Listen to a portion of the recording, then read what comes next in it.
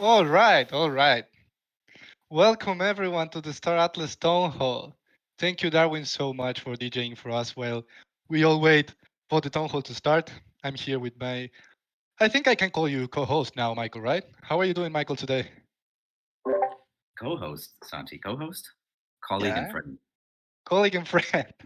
Okay, that's better. That's better. I will take it. I will take it. I'm here DJ with my Darwin. colleague and friend, Michael. Yeah, man, it's great to be here with you as always. Happy Friday, everyone. Hope you've had a great week and have some great weekend plans ahead. Cool, man. Cool. Yeah, what better way to end the week than with the Star Atlas TownHall, right? It's always an enjoyable finish. Yeah, man, it is. So we have a pretty good agenda for today. We have some guests. We were keeping them in like a secret today, until today, until they join the stage. But let me invite them into stage. We will be jumping into the interviews with them after we cover some updates. But we have Mo and Eric from the Stradless team. I'm inviting you guys to the stage. 1 second. All right, both Hello? invited. Hello, Mo. How are you, Can man? you guys hear me? Okay, cool. I'm good. Yeah, we Thank you can so hear you much. perfect. We can hear you perfectly. Welcome, Mo, the Solana Llama, and Eric. How's it going, guys? Going well. How are you? Excellent, excellent. Thanks for joining us. My pleasure. Yeah, guys. Thank you so much for joining us. We'll be jumping right into your interviews after we cover some updates today with Michael. We have some really cool things to speak about. So Michael, as we always do, why don't we go straight to business, man? What do you think? It's an action-packed agenda, so completely agree, Santi. Let's jump in. Perfect, man. So maybe we can start covering some little updates on what's going on community in the community. We have we have some sad news for the Star Atlas team, man. Yesterday there was a CS:GO match, a CS:GO game, and the Star Atlas team lost it, man. What's your opinion on that, Michael? It was against the community. It was, yeah, man. I, I have I no heard comments. I heard we lost on purpose. For community morale. Game though was what was it, 16-14 at the end, right? Yeah, 16-14. Yeah, yeah. Big kudos to the community team. We plan to do this like in a weekly format if we can. So yeah, it just happens. So you just need to be active in the community, and you will end up playing CS:GO against us. So yeah, that's some sad news for the Star Atlas team, but big kudos to the community team. Santi, who was it that played from our side? So we had Dominic, we had Michael Lu, we had Xcode, Mark, and I'm missing someone. I don't remember the last one from the Star Atlas team. I'm sorry, but yeah, man, I'm sorry. Did I get them fired, Michael, by telling their names? And Only Jose was the other one. Yeah, that's Jose. right. That's right. Yeah, we'll let this first game slide. Okay, okay. It can never happen again, right? You know what, man? It's just a lot of fun. I love Counter Strike. Yeah, I really do want to jump in and play. You and I have been going back and forth for a while now about doing a yeah. one-on-one or heads up or jumping in and playing some games with the community. I'm looking forward to it. If I sound a little tired today, it's because I am. We've been man, it is warp speed across the board. Working on a lot. I will say. I know everybody's anticipating some major releases had been anticipating releases over the first quarter and second quarter. And while we didn't immediately publish any features, so far this year, the second half of the year is looking extremely promising. We'll get into some of that in a little bit, but hopefully, second half of the year, I'll be able to jump in and play some games as well. Yeah, man. You will be more tired, in my opinion, man, once we start launching all these things. Let me tell you, you need to be ready. But yeah, hopefully Well, we can get you soon in a CS:GO game, man. yeah, man. I mean, might just be staying up playing Star Atlas all night, so hard to say. Cool. Yeah, so other community updates. There are some cool things coming from the games being developed by the community. I won't give much spoilers, but there are cool things coming from the Tooth Attack guys. So stay tuned, guys. Stay tuned. That's all I'm going to say. I'm not dropping the alpha today.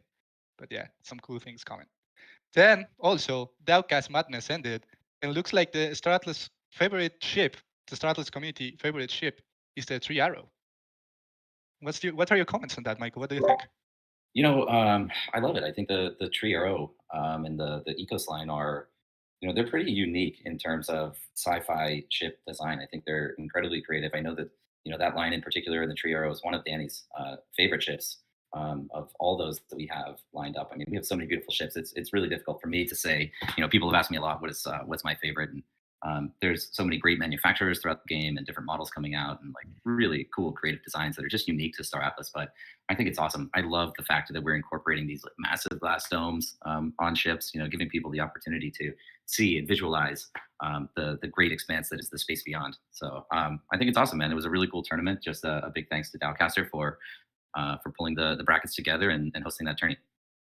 Yeah, man, it was really fun, and some people got some really good results on predicting which ship was going to win. So congratulations to them. I think they won some really cool ships. So yeah, and thanks Dowcaster for putting that together. On other news, there are gaming nights for guilds being created by BDL Rampage from the Atlesio family. So I'm just saying this. Go message BDL Rampage if you want to get your guild involved. I'm sorry, BDL Rampage, my friend, if we are if we are giving you logistics trouble after mentioning it, but yeah, just we had to give you the shout out, man. I think it's quite cool. Then yeah, you know what? A big thing this week was 420. 420 happened. You guys, Michael, you launched this some new updates on Talks. If you want to talk a little bit about that, we can cover it and then move to the updates.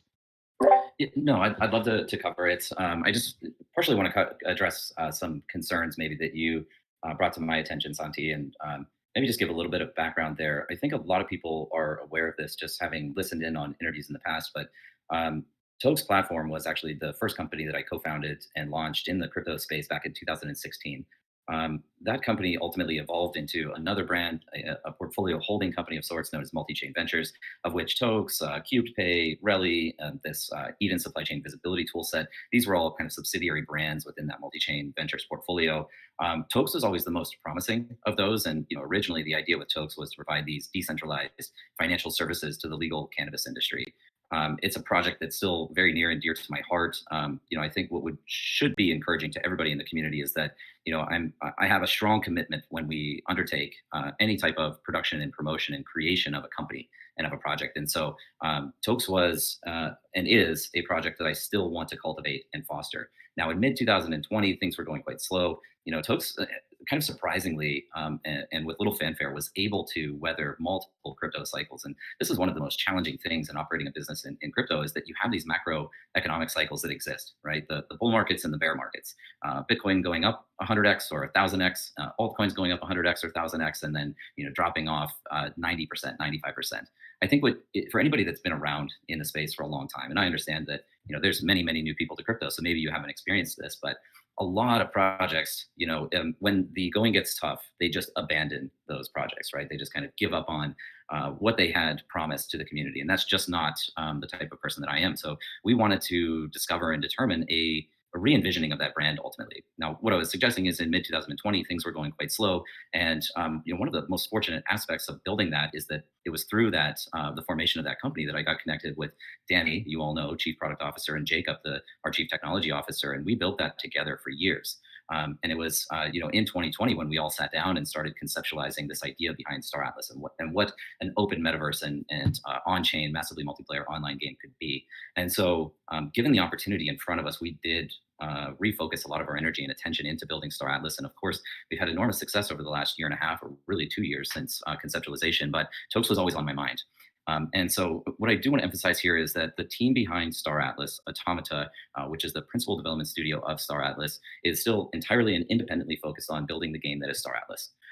Tokes is a separate operating entity entirely. It has its own team. And of course, we were able to leverage some of the success and experience that we have at Star Atlas and the relationships that we formed to re-envision that product.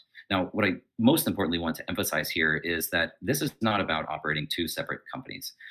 What we understand about the open metaverse, about Web3, permissionless open architecture, is that the real potential in this ideology is the ability for anybody around the world to be able to develop their own products in a permissionless fashion and interact with things like our on-chain programs, interact with our game ecosystem, and interact with a broader metaverse economy. And so what we did with Tokes was, again, re-envision that as this craft cannabis community. Now, it was very opportunistic for us to relaunch the ethos on 420. It's a day celebrated by the cannabis industry all over the world. And so we kind of brought that into market on 420 to commemorate that and to communicate the ethos there. But what is important for Star Atlas is that through the relaunch of this, and as more information comes out, you'll all be able to identify this. This is a proof of concept of what we're calling kind of tangential miniverses, right? Now we happen to be the ones that are building the first proof of concept out, but anybody will be able to build these environments and these exclusive experiences that other people can participate in.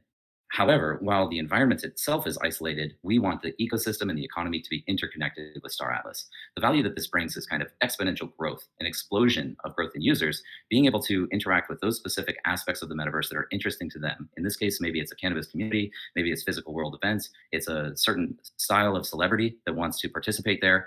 But the users and the people that aggregate on the Tokes planet, which lives outside of the Star Atlas universe, but will be connected through a gaming client, those people will also have an opportunity to enter into Star Atlas. They'll have an opportunity to purchase ships and assets within Star Atlas, right? And so we're intertwining these economies. And what we feel is that, in demonstrating this, we'll inspire other people, other builders, other game designers to create their own experiences that have an interest in connecting themselves to what we're building at Star Atlas. We have this massive momentum behind us, right? We're already, one of the largest communities, one of the most passionate communities in the space, have been extremely successful with things like sales, and we're fully focused on building out the gaming features that you're all seeking. So if we inspire that, we have potential for exponential growth across the entire Star Atlas ecosystem. And that to me is one of the things that I'm most passionate about. So we wanted to prove that out. We wanted to take an opportunity and capitalize on the fact that 420 was this is a day to celebrate in cannabis and bring that to market. But our attention, our focus at Automata is still entirely and exclusively on Star Atlas, and there will be separate teams and kind of a separate economy that's being cultivated within that Tokes community. So I hope everyone can appreciate the perspective there and what this really means for the larger Star Atlas ecosystem. Thanks, Michael, for covering that, man. And yeah, you picked a good day to launch the community in Tokes, man. Let me tell you, that's really cool. So yeah, just one final comment. I think we've seen now a lot of innovation going on in kind of these this mini game development, right? Coex building out their own kind of informational game client, so people can learn about Star Atlas in a way that's a miniverse, right? Tufa Attack and some of the other games that are being created, those are their own independent experiences. They actually add value to everyone within our community. We enjoy seeing these things. We enjoy seeing this innovation. And so again, this is a first step in that direction. And in the future, as we develop out things like metaversal standards and quality controls, people will be able to build their own experience. And again, it'll just be a seamless transition between the different environments. This is also a first step towards interoperability. Interoperability within our ecosystem, but interoperability in the future that could include things like cross-chain, so alternative blockchain protocols, and also thinking forward about alternative game engines, different game clients, and how do we bridge the gap between something like Unreal and Unity. So we'll touch on that actually a little bit in some of the updates that follow. Perfect, man. Thank you very much for covering it. I think like right now we can shift gears a little bit and move on to some more Star Atlas related updates if you want, man. We can cover some updates. You guys will find everything in the. We are dropping the Atlas Star, I think, today. Plus, you also always have the weekly updates, but we can cover a few of them, Michael, right now. So.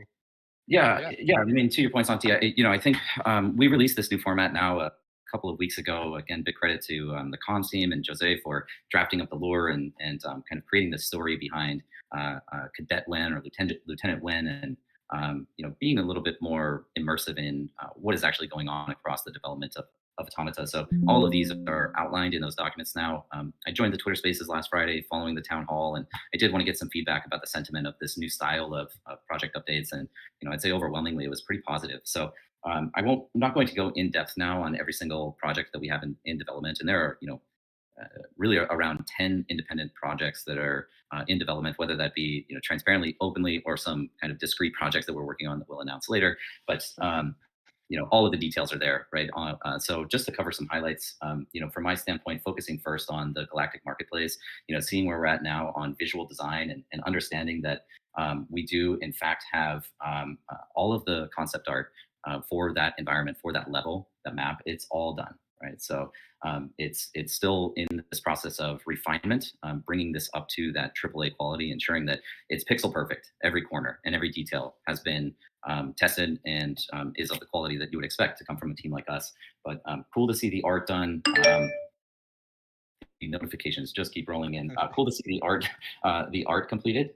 Um, uh, from the UX and UI standpoint, this is something that I think we haven't revealed anything just yet on, but Danny's been sharing with us internally what the game client is going to look like, what the loading screen is going to look like, what menus look like when you interact with, calling in your ship or transporting yourself around the map. And I have to say, I'm extremely excited about the UI designs. They're You can coming. drop some alpha, man. No problem. Well, it's a picture is worth 1,000 words. So as soon as we drop some of that content, I think everybody's going to be excited. I would never do it justice in trying to describe what it looks like, but I think you all Yeah, know, part of what we're building is a unique style at Star Atlas that isn't necessarily the traditional dark, cold sci-fi. We like to bring light to all of this, and so you'll see elements of that kind of dispersed throughout the UI. So those are some of the cool things coming. All of the game design is all done. So the real experience here is just being able to get in and immerse yourself in these hyper realistic and cinematic quality worlds that Unreal Engine 5 makes possible. So I'll just pause there on the showroom. Any questions on that, Santi? I think we're pretty much covered, man. I can speak for a bit while you drink some water as always, man, if you want. There's no problem with that. Yeah, I always. know that we have a lot to cover. So I got you covered, man. Don't worry. I appreciate it. Let me just cover two more things, and then I'll take a little pause. But we've kind of leaked some details on this, for all of the alpha seekers out there. But Danny's created a separate product team right now for another feature, and you can kind of consider what we're doing in Unreal Engine as having these kind of similar gameplay mechanics or mini game dynamic, I guess I would say. So little individualized experiences that people can participate in, and again, I don't want to reveal too much right at the moment. I want to make sure that this is impactful when it does come out. But we've been experimenting quite a lot with free flight, so fully modeled, animated, rigged ships, and kind of exclusive in the number of models that would be available. But building out an independent level now where you can actually hop into your ship and you can fly around it. He has all kinds of little mini game features that are built into that. So I'm sure there's more to come from the community, but this is, it's just another very cool thing that we're building here. This is one of those projects that's kind of covertly out there, maybe not so much anymore, but one of the things we're working on, and it's another really exciting feature that's up and coming. Yeah, man. I can help you test that if you need some testing, man. Don't worry. Just you know where to find me. Well, I'm glad you mentioned it. We might be able to get you into that, but getting kind of into the Galactic Marketplace, which is looking like it's likely to be the first feature release of this year. It's this re-envisioned user interface and user experience and user journey. And that will be accompanied actually by Atlas staking. And again, the economics of Atlas staking and the benefits of that we'll reveal at a later time. But the what we will be doing with the marketplace is it's nearing completion now. The blockchain smart contracts on that are actually completed, and we're entering into audit on it. The UI is effectively done, and we're right now undertaking quality assurance. So big kudos to Luciano. He's been on stage with us before, and he's the lead designer on that marketplace revision. And what we will be doing is providing an opportunity for everyone to sign up via form. Santi, we can drop the form when the time's appropriate as well. I don't know that we want to do it now, but we'll drop a form and allow you to sign up, and you'll have that first access to beta test the new marketplace program and the way that items are listed there. And we think that there's some really great enhancements to that. The big shift from this is that we did deprecate the use of Serum. If for anyone not aware, we built our original marketplace, which was one of the first, if not the first, fully functional NFT marketplace on Solana, fully integrated with Project Serum, the decentralized exchange protocol that lives on Solana. That came with a few artifacts that were confusing to users, particularly new users to crypto, but most specifically being the requirement to claim assets after purchasing them and settle these assets, and not being able to identify where they are. So now all of those mechanics are completely gone. Just like in an in-game auction house, when you click purchase an item, it'll immediately show up in your inventory, and you'll easily be able to identify where that lives as an asset in your wallet. So that's exciting, but also, again, emphasizing the Atlas staking that will be a component of this that will live on the DAO page. So why don't I pause there for a moment? I will take a drink. Yeah, I think you've got something special for the you can, community. man. Yeah, I just wanted to mention that just to add, like, this new marketplace, uh, it's just like one step into onboarding more gamers. Like, that we build knowing that we will have to onboard a lot of gamers, and that with Serum and the claiming stuff, it was very difficult for a newcomer to understand how to actually purchase and then go to the inventory and claim and everything. So this new marketplace is, in my opinion, a big step on that side, on that front. So Yeah, just to add to your comments, Michael. That's the only thing. So now we can move to other updates, or we can, you know what we can do now? We can do special surprise from the community for the community. We are dropping one question. One moderator will be dropping one question. You need to go and find it now, and the first one to answer gets a Fimbul air bike. So yeah, go and find it in the Discord chat, guys. The first one to answer gets a Fimbul air bike. Michael, were you able to grab the drink, man? Did I give you enough time? I am back, and I didn't get a chance to respond to your comment, but Santi, you and your team on the community side, obviously front lines, right? So you hear a lot of feedback right away, and you guys do a fantastic job communicating that up through the team, so we understand where where friction exists in all of our applications, and so we're able to take that feedback, and then we have a dedicated team that works on polishing system and making UI improvements, and so not only is the this new marketplace program rolling out, but it's also accompanied with a bunch of improvements, and that's a result of a lot of the feedback that you've all provided to us. So big thanks to the community. I know sometimes these things can be frustrated, but this is how we get to an optimal product when we develop in the fashion that we do. Right, we just kind of roll out, we build features, we get you exposed to them, and our hope is obviously that these things are perfect on day one, but that's almost never the case. And so your feedback is very valuable to us. And so again, pointing out if you want to participate in that quality assurance, the QA process, and give us some additional feedback, I know that there are some incentives built in there, and so our comms team will reveal that information to you, and we'd love to have you participate in that. So yeah, we'll be dropping the form soon. You will find it on announcements on Twitter, so don't worry, everyone will find it. And yeah, now that you mentioned the community thing, I want to give a few shout outs to the guys who are helping here when we have bugs and when we discover issues to report to the team. So big shout out to Darwin, man, our DJ. He's always there helping the community and reporting all day. I think he doesn't even sleep. So big shout out to Darwin, and also big shout out to Xcode that is always helping the community. So yeah, I just had to give some kudos. We can move forward now.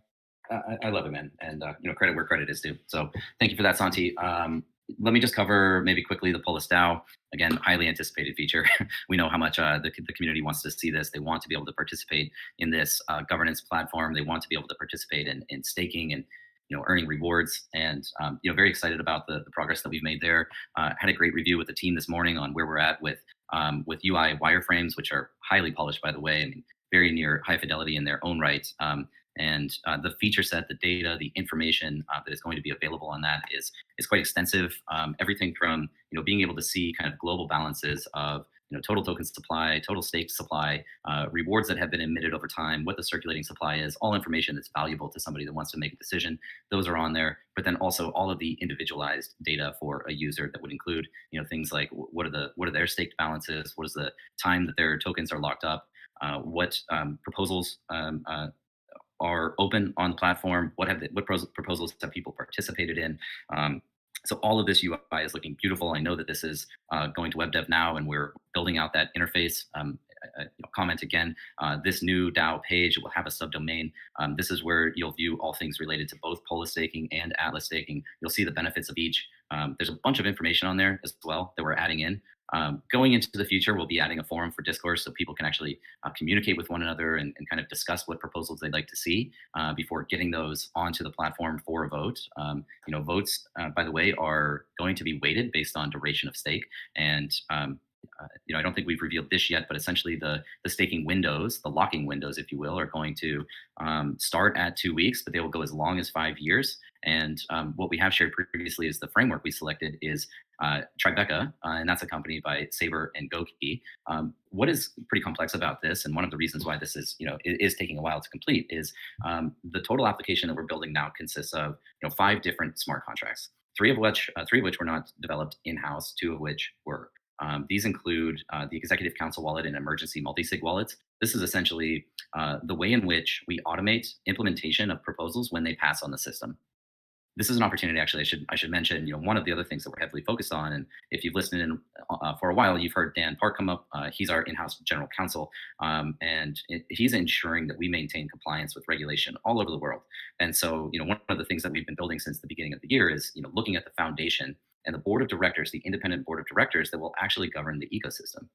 It's easy to talk a lot about decentralization and this idea that everyone who is a governor across the platform is also an owner of the platform. But it's through these processes and through implementing the structure that that actually materializes. And so again, with identifying candidates that will sit on the board, registering the foundation, and then also establishing kind of the DAO technology. The DAO itself is a non-jurisdictional kind of unregistered entity, if you will. What the board does is looks at the DAO, the technology, and based on the result of any proposal, it's their job to simply execute the transaction signatures to implement that.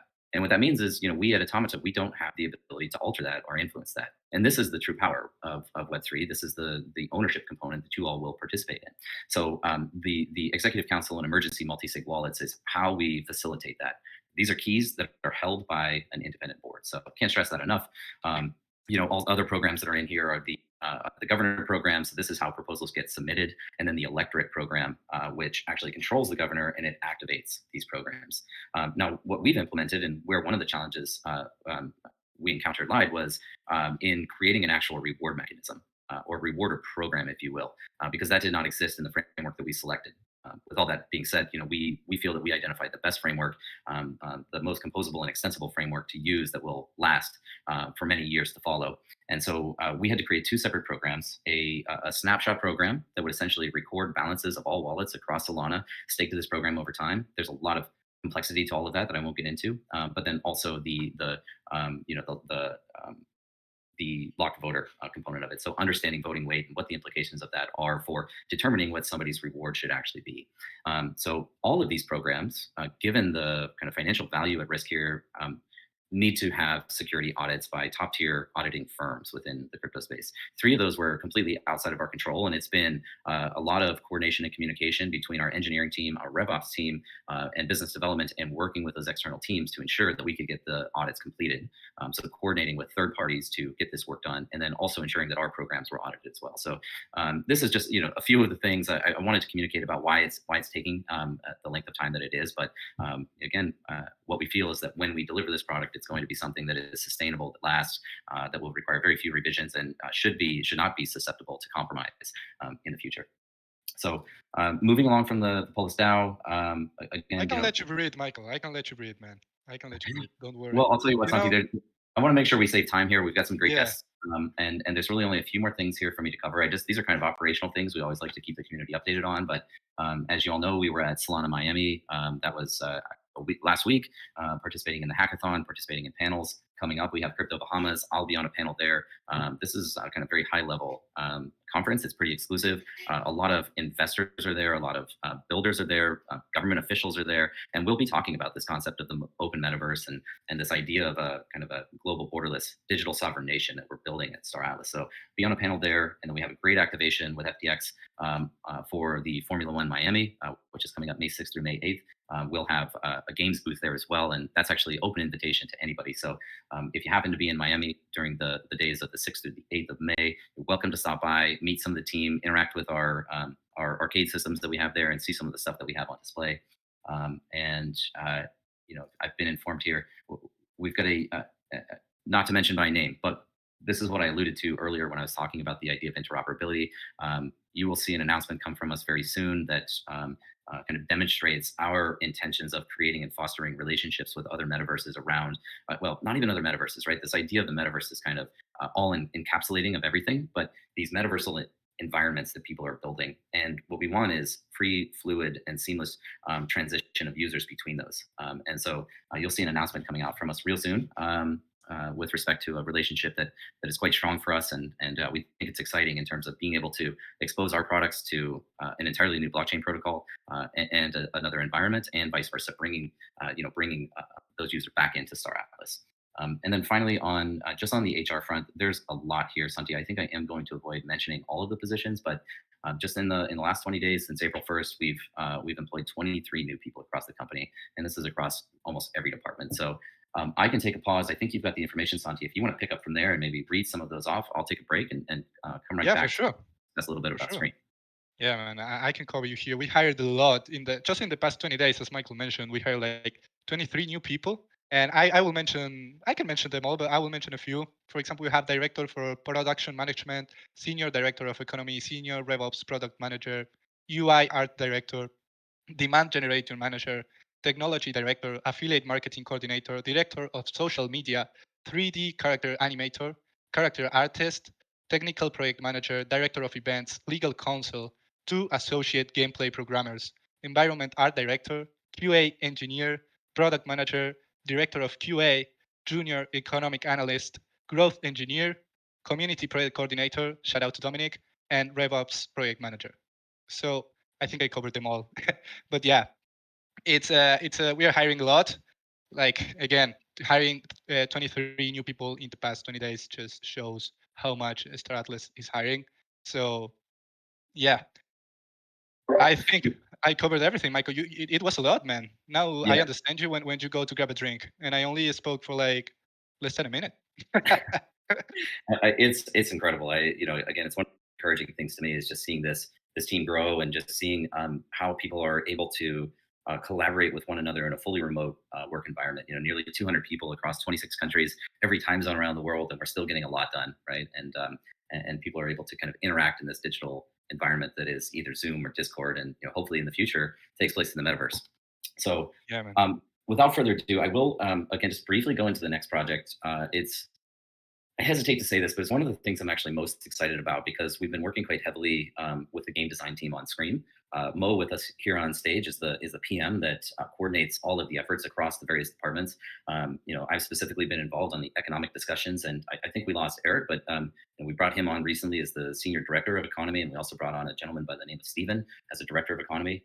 I'm seeing some comments in the town hall about the director positions. Just so you know, everyone on the team, whether you're in a management layer or a kind of a producer layer, everybody is still doing work. These are not pure management and people manager positions. They're actual people that are creating quality products. So we brought on a couple people into econ, and we do have 2 new analysts that are joining us on econ as well. But it's super exciting seeing some of the UI design that's coming out, and actually seeing the game dev team that's building in Play Canvas, which is the kind of the WebGL language that or environment that we're using to build this next iteration of the in-browser minigame, and it's shaping up to be a lot of fun. It's going to be a great strategy game, and this minigame is where most of the economics will live in the short term while we continue to build an Unreal Engine. So everything from character progression, so you're leveling up, access to exclusive items, and then of course the ability to earn off of in a very strategic, competitive, open map that is played across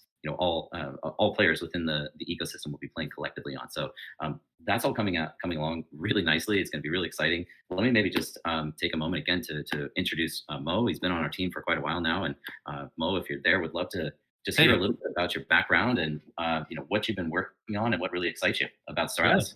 Sure. So a little bit about my background. I spent the first few years of my career in the fintech and banking industry before moving over to the interactive space in like early 2020. So I worked in product management for an agency in Toronto who created VR, AR products and gamified environments for clients. And then after a short stint at a smaller blockchain gaming studio, I joined Star Atlas last December.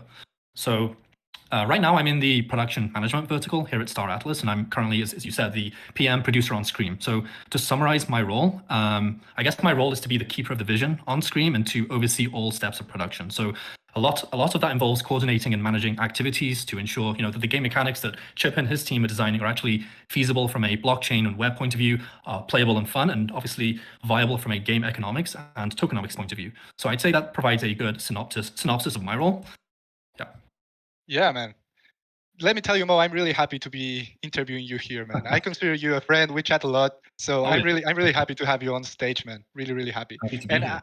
Yeah, I want to ask you a question. Like, I need you to tell me, what are you most passionate about Star Atlas? What are you most passionate, like, what really excites you about being able to work here? Okay, so it is hard to not talk romantically or in cliches about looking at Star Atlas, to be honest with you. But, I really do think we as a company are creating history with what we're building. And, that's a reflection of the company's vision, the people working here, the culture that's been cultivated, and obviously the passionate community that we're building for. But in terms of, what excites me the most on a personal level, what we're trying to do requires so much hard work and tons of thinking and building. But I would say it's maybe the first time in my career where I'm truly waking up, looking forward to work, because it doesn't actually feel like work. And I'd say that's very unique to Star Atlas.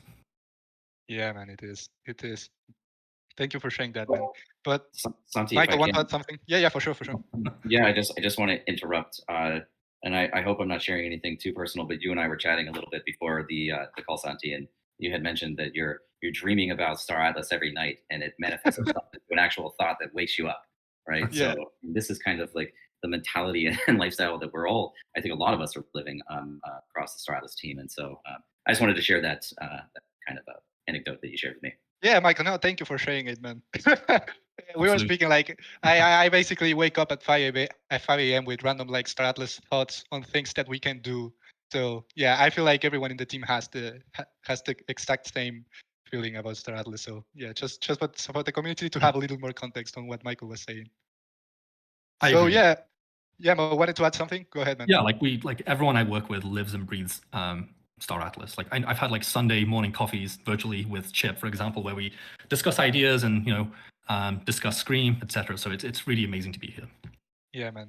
Now that you actually are mentioning Scream, man, I'm sorry, but I need to ask about Scream. You know, like the community is telling me, like, come on, Santi, ask about Scream. So yeah, So Mo, this is what everyone now that wants. I have you here, man, yeah, tell me about Scream. Tell me a little bit about Scream, man. What is it? Sure. What is Real. Scream? But finally, this is the reason why you guys brought me on, right? Okay, so just aside, so Scream basically aims to be the first time players can use their ships to fight for the future of their faction with fun, active, repeatable on-chain gameplay with in-game economic potential. One very important point, we're not actually releasing Scream as a one-off standalone minigame. We're thinking that it's going to be an incremental rollout of features. And just to expand on that, I guess the analogy that I've used a million times, and it's basically a cliche at this point, is that if the Unreal Engine 5 game finished, quote unquote finished, game was a luxury car, Scream would be a skateboard.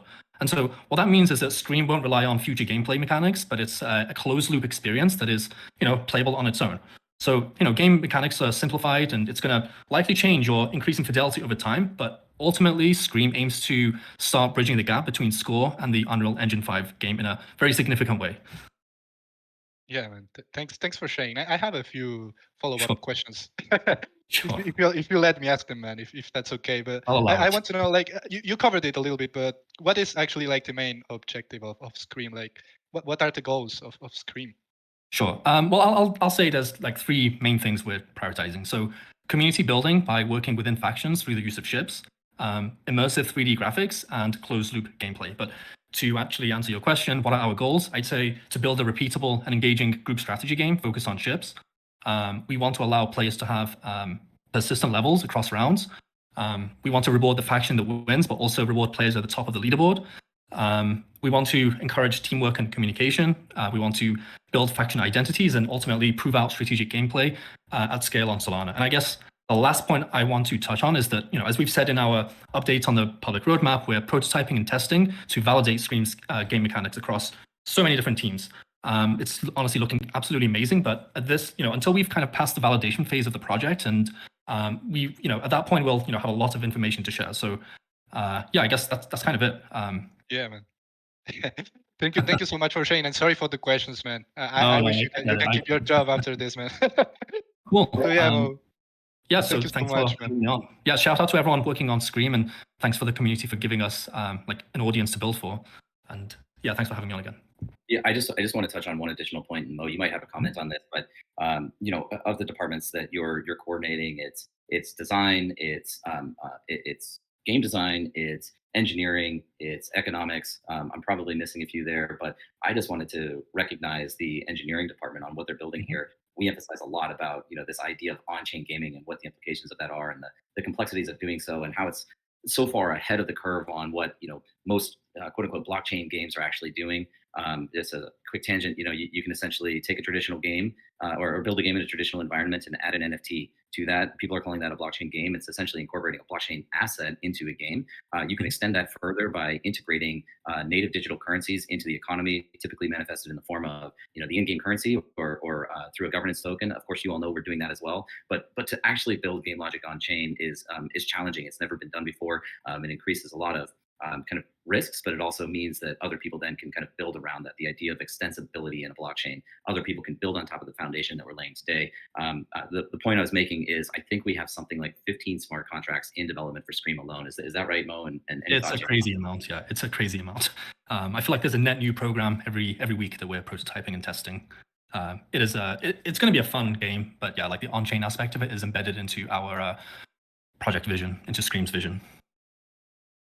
Well, fantastic, Mo. Really appreciate you joining us. Thank you. Yeah, hang out on stage with us. There might be a question or two for you here at the end, and what I do want to do right now, because it's also extremely relevant to Scream, is introduce Eric. Eric's been a great community member, maybe lurker, actively socializing Star Atlas across the community, and recently reached out, and very fortunate to have brought him on. His expertise across economic design. Eric, I'd love to get an introduction to you, and I know you've been with us about a month now, and just maybe talk a little bit about your experience with Star Atlas. Sure. Well, happy to be here. Obviously, it's unique to go from a community member who was pretty active in economics and foundation room to, daily management, making decisions on the economy of the game. So as a senior director of economics in the game, our department is going to make sure that, the game stays fun and is balanced and sustainable, using kind of data analysis and data development over time, and giving reports back to management, but also to the community. Hints on kind of what we're going to do for you is we want to be a partner for you, and when you're trying to decide your gameplay. We'll be there as kind of the telling you what we see as best we can. Obviously, there's limits, but we will stretch those as far as we can go. But I credit Michael. I credit my initial introduction to Star Atlas. On the chain was probably the first YouTuber that I saw, talk about it, and then I really got hooked on Metaverse Explorer. I know he's probably out there, watching his videos, and kind of sucked me in. And then 12 hours of watching Michael and videos on various YouTubers later, I was buying Polis and Atlas and every ship I could, and really playing the game to its maximum, and looking at the quality of art and engineering of the game. It called to me as a guy. Background wise, I've got 20 years of banking and 20 years of business development. A guy who owns his own business. And in January, I'm sitting here watching or listening to the town hall, and Haddadian comes on and starts asking for people with economic backgrounds who could be able to help. Just send me an email. I sent an email just saying, hey guys, I have no idea what you need, but I'd love to help you. And the rest is history. Coming in and really working with a team like Mo, like Chip. They are as good as they sound. They are exceptional. They will deliver what they've said they're going to deliver based on everything I've seen. And it's just been fun, to be kind of on the inside for the last, close to 30 days. Yeah, man. I understand you, man. It must be a crazy feeling to be like community member and then going inside the Star Atlas team and actually being able to do some decision making, especially in something like the economy inside the game. But we'll jump on that after you actually covered a little bit of your professional background, but I know that you're a huge gamer, man. So yeah, and some you might take some inspiration from some games that you play. So tell us, like, what are your favorite games, man? Just cover it. So yeah, real quick story. When I was 13, I went to a friend's house, and his older brother was this gamer at the time and didn't even know what gamer was. And he had SimCity playing on, I believe, the Super NES. And I just sat there and watched, and he explained to me the mechanics of it, and instantly I was like, oh, I want to play this game. So everybody goes to bed at 1 a.m. and I go downstairs and play until morning, until everybody else gets up. And that's my first fascination with the economics of a game drawing me in. The simple fascination with residential, industrial, and commercial working together, and how does that work, and what are the different mechanics of it. And then so I wrote down real quick my top 5 games I've loved to play, and I thought maybe you guys would find that interesting. Since I'm not really going to drop that much alpha, to be honest with you, about the Mo had all the alpha. I'm going to tell you a little bit about some of the games. You can maybe figure out where I'm going to go with some of the games in the future, some of the economics in the future. But my number one of all time, if you look at my Steam gameplay, is Cities Skylines. I'm sure there's a ton of Cities Skylines players out there. I love the economics. I love the development. There's a small game called Gear City that some of you may play. And it takes me some setup and mechanics to make it a fully hard game to play. But when I do, I can play it for days. So that's a good one. Old school game that I love and still play is Railroad Tycoon 3. So if you got any Tycoon guys out there, you're with me, I'd love to connect with you. And then I think one of the most beautiful games that I've ever played is Satisfactory. If you've not played Satisfactory, it is very complex in the development of the tree, but the environment is very interactive and beautiful. I would encourage you to check that out. And then one that I know has been mentioned before, Stellaris. So I know Chip had mentioned Stellaris. I've been a big player of Stellaris, and I love the economics of how it's played. And then really just civilization games, Kerbal, Total War, Planet Coaster, those type of games. So that's kind of my gaming history. Yeah, man. I can set a follow-up question. Like as a follow-up question to this is like, if you can tell us, like you mentioned all these games and all these games, like probably the biggest aspect of them is like to engage in economy and the robust economic gameplay of those. So tell us about like the vision that you actually have for the Star Atlas economy. Like what are we trying to achieve here? Well, the first thing is it has to be a fun game, right? So the economics don't really matter if we don't have players. If it's a fun game, it's going to take care of a lot of the issues, and demand in all facets of the game are important, meaning players coming in wanting to play, continue to come back and play. And I think based on everything that I've seen, so the good news is I'm more excited now than I was outside before I came in, and I've been exposed to all of it. And my excitement level is through the roof. It's really, I don't want to overplay it. I want to be honest with the community, but what is coming is going to be really fun. It's going to be really cool. So I think that's gonna bring in people, right? And then the balance and the sustainability is going to be the part where we come in and make sure we believe in free market. We want as much as we can for there to be winners, and honestly, some people who make mistakes are going to learn from them and get better. But there is gameplay, and some of that is like, when you go and you play a game, and if you lose, it's sometimes better because you learn and you can get better at the game and figure out the concepts. There will be plenty of different ways for people to. I've had the question about, how are we going to careers and whatnot. I've heard Michael say before that if it's in the real world, it'll be in the game. Well, I think if it's in the real world, it'll be in the game. But I also think there might be more things in the game and aren't even in the real world, just because of the vast expansion of what you can accomplish and think of.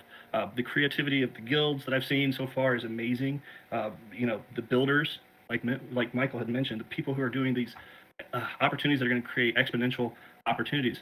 All of this is going to come back to Atlas being bought and sold and used to purchase in the game, and then feeding up obviously through the DAO. So what we see is a robust, growing, young economy. So you got to think of it as like a nation. New nations, not necessarily the most, they're not like the U.S. that's developed over 200 years, right? So there's going to be ups and downs. And I think as long as we're all going into it with eyes wide open on what it is, there's going to be great opportunities for success. There's also, you're going to have to make sure that you're paying attention, is what I would say. But the gameplay is going to be exceptional. Chip's design is awesome. Like, I got excited. So Let's go. I am excited about it. Let's go. Yeah. Anything else that you would like to mention before we move on? This is your We're time, right man. at 6. Shout out I'm to good. someone. I'm good unless you guys have questions. Just maybe one final thought for me, Santi. It's another concept that I do like to emphasize every time we're talking about economics, and it's really the structure of the economics department within the company, and really the sub departments, the areas that we have specialization and will continue to bolster over time. But it's this idea of game economies and game economists, along with statisticians and analysts to support the decisions that we make and understand the data and use that data to make decisions. But game economy as an isolated discipline is challenging in its own right. There are specialists that build games, but what's I don't want to say simplified, but what is less complex about a game economy is that it's typically a closed kind of a walled garden of sorts, and you don't have this free flow of currency in and out of the ecosystem like we do with cryptocurrency. This is one of the challenges that we have to approach and have to understand the way that, say, traders and speculators will possibly interact with our currency. To Eric's point, and what we like to stress, this idea of a global borderless kind of digital nation state that we're forming here is it's kind of like foreign exchange, right? If people maybe are earning money in their national domestic currency and they're looking to trade that for some other currency. USD is a great example of this. Many countries purchase and hold USD as a part of their national treasury. So the traditional game economists don't have to deal with that. We do, but we want to make sure we have an emphasis on game economy. Separate from that is token economy, which is an emerging discipline.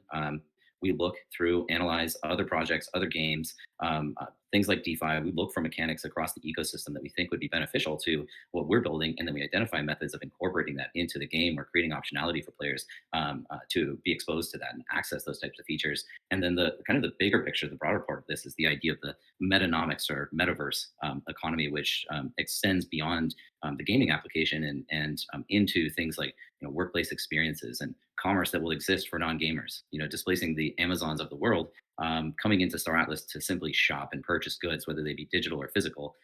These are realities that will exist in the future of Star Atlas, and so kind of understanding all of those different disciplines and where they intersect and interact with one another is quite the challenge. So maybe just as a final thought or closing thought, Eric, if anything you want to add to that would be great. Yeah, I mean, it's definitely what our team. We're a developing team. We're going to develop out the tokenomics. We're going to develop out the economy, the gameplay, working with the design. So as the design comes, then the economy has to come. So the challenges are great. We know that. We're up for it. We're going to continue to add talented people. Obviously, if you are a talented person and want to come along, we're open to conversations, of course.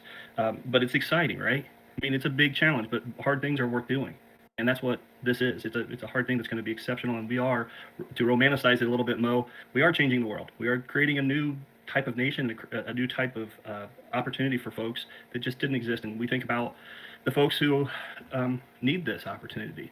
They need the opportunity to play a game after work that's going to help them make some money, and to really um, get ahead in the world. So I'm obviously I'm extraordinarily happy to be here. Thank you for bringing me on, and as time goes on, we'll try and do a little bit more alpha from the economics, but it's kind of tough since what we deal with is the economics part of it. So Yeah, man. Thank you for coming, man. I'm really happy to have you here on the town hall, man, and really happy to have you on the team as well.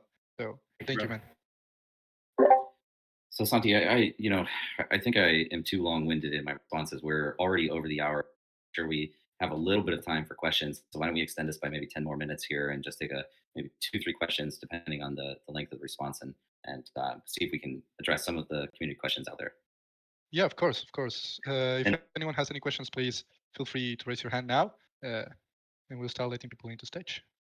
Yeah, and as always, we have special guests. If you have a question directly for them, that's fantastic. I'm up here all the time, but I'm sure they can. They're deep in the detail of the specifics of some of these areas of development. So it'd be great to ask them questions as well. Yes, of course. So letting someone in, I invited Major Easy to the stage. Major Easy, please feel free to accept it and have you joining us, man. Okay, I also invited Funkcracker. So, okay, Funkcracker is already here, man. Funkcracker, man, how are you doing, sir? I am doing fine. Thank you very much for bringing me up stage. I have to say, I really loved all the updates and all the information we got out here tonight. At least for me, it's night, but yeah, super. Thanks a bunch. So I have a completely unrelated question.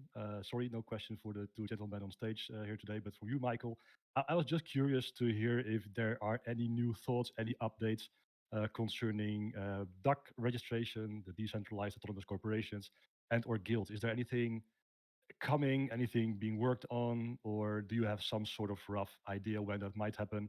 I realized I asked this question about I don't know 1.5 months ago, but it's just also a focus point for me personally, of course, but for many other people. So curious to hear if you have any new information for us. We do, and Funcracker, always great to see you up here. And actually, you joining just reminded me that I completely overlooked one of the kind of major developments and announcements that we made this week, and that was this relationship that we formed with Audio Up, and we'll be producing a podcast series, and to clarify, not a podcast series in the traditional sense of interview style, but rather storytelling, introducing lore and producing consumable content that somebody can just immerse themselves in. And that's super exciting. I know you all have probably heard me allude to the various multimedia components that are going to be coming out. That's only one of many that are actually in the pipeline for us. So more announcements to come, and more ways to engage with Star Atlas as we continue to develop the game. But to your point about DAX, it serves as a great reminder. It is an area that we're heavily focused on. We've taken the approach of thinking strategically about the tooling that we can deliver to DAX. If I can, we do bifurcate the definition of a DAC as either like a gaming DAC and non-gaming DACs. Thinking longer term about, from the non-gaming perspective, the types of corporations or brands or companies that will want to participate in the Star Atlas economy. Right, we anticipate millions of users, maybe billions of users. One of our goals is to bring 1 billion people into crypto and get them exposed to the crypto ecosystem, and do so through engaging gameplay and experiences like those that we'll be creating and others will be creating. A result of that is that naturally companies will want to have exposure to the people, the millions of people that are just running around, flying around in the Star Atlas universe. So we have the non-gaming DAX, and then there's, of course, our earliest supporters and strongest supporters and people that are looking to engage in gameplay. That's the gaming DAX. And we've been putting a lot of effort into defining what a DAC platform would look like. What that does mean is that we've, to some extent, deprioritized the ability to simply say register a DAC on Star Atlas. We have the capability of doing that. However, what we don't have the capability of doing is providing all of the tooling that we think is really important for guys like you. The ability to issue your own governance token, to create your own governance system within the guild and define various policies that would impact all of the people that are a part of your guild, a part of your DAC. This might mean something like, access to assets and lending of assets, kind of in a scholarship model, but specific to people that are within your gaming group.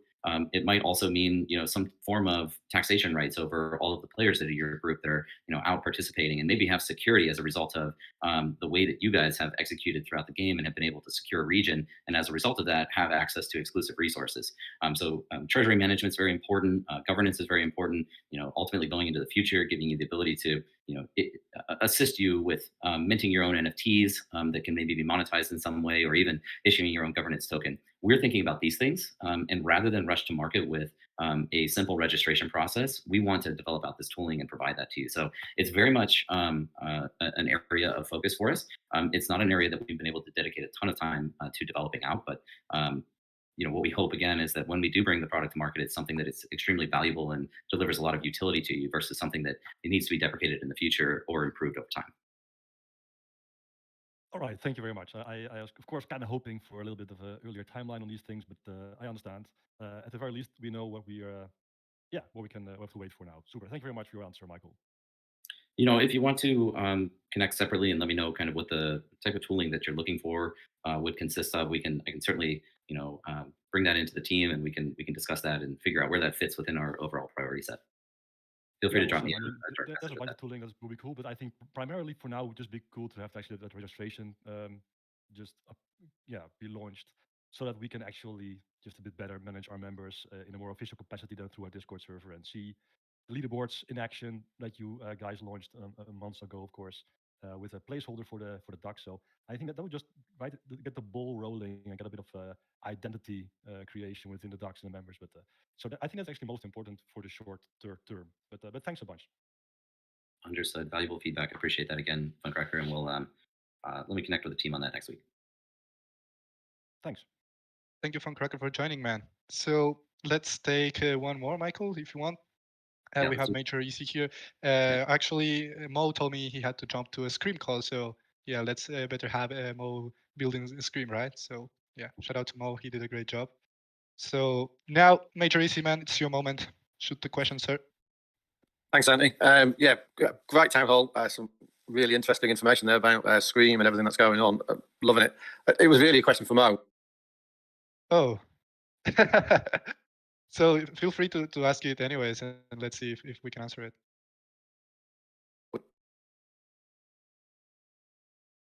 Oh, I think we lost him, or did I lose the connection? Can you hear me now? Yeah. Yeah. It was about Scream. All right, I think he's having actually connection issues. Yeah, looks like my connection. I'm back. Is this working now? Yeah. Come on, let's try. Let's try, yeah. Yeah, it was about Scream. Does it include shipbuilding, crafting, and mining, or is it like ship, exploring? Maybe Michael. I can address that. It does not consist of ship crafting in the first iteration. I want to point out again that what we're building with Scream now is completely different from the way that we developed out Score. Score was an application that we did not intend to have a perpetual life. Scream, on the other hand, is built in that fashion as a foundational component of the future minigame. So, things like ship configuration and customization and crafting will come in the future and be a component of that. In the near term, there is resource extraction, resource harvesting, and the ability to kind of focus your attention on a variety of gameplay mechanics. Some of this is supporting your faction and either attacking opposing factions or defending your own faction, or you could take the path of harvesting resources and utilizing that as a path to commercialization. You have the free market ability to actually turn around and say sell R4, the resources that are required as a part of Score today, which will continue to live on Stream. You could dedicate your attention on identifying stores of those resources and then selling those to other players. So in a way, resources are involved. Resource extraction is involved, but the first iteration of Scream does not consist of actual crafting. Okay, cool. All right, that's good to know. That sounds obviously, being a pirate guild, anything to do with combat or fighting is right up our street. So good to hear. Awesome. Thank man. you. Really question. Thank you, Major Easy, man. So, Michael, I know we are like close to 20 minutes above the deadline of the town hall, so not sure how you're doing with timing. I know you're a busy guy. Maybe take one more, or do you have to jump? I think more importantly, we're eating into people's happy hour time with Ashes in the Yes. after part. So let's wind down here for today. Of course, we'll pick this up again in 3 weeks.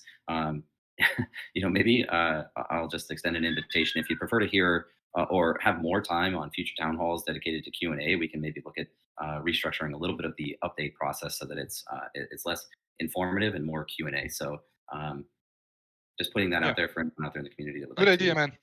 Good idea, actually. So before we close, I'm launching I'm sending the form for testing right now on announcements. So if you want to check it, it's now live on announcements. If you want to apply to test for the marketplace prototype, it's your moment. Go and fill the form. So yeah, any closing thoughts, Michael? No, it's been a great town hall. I think it's been an exciting couple of weeks, and again, really excited about what's up and coming across all of the feature developments that are rolling out. So a lot more to come. But as always, we appreciate the support that you all share with us out in the community. And Eric, thanks for jumping up and joining us. Ash, thanks for live streaming this. And Santi, as always, great job, man.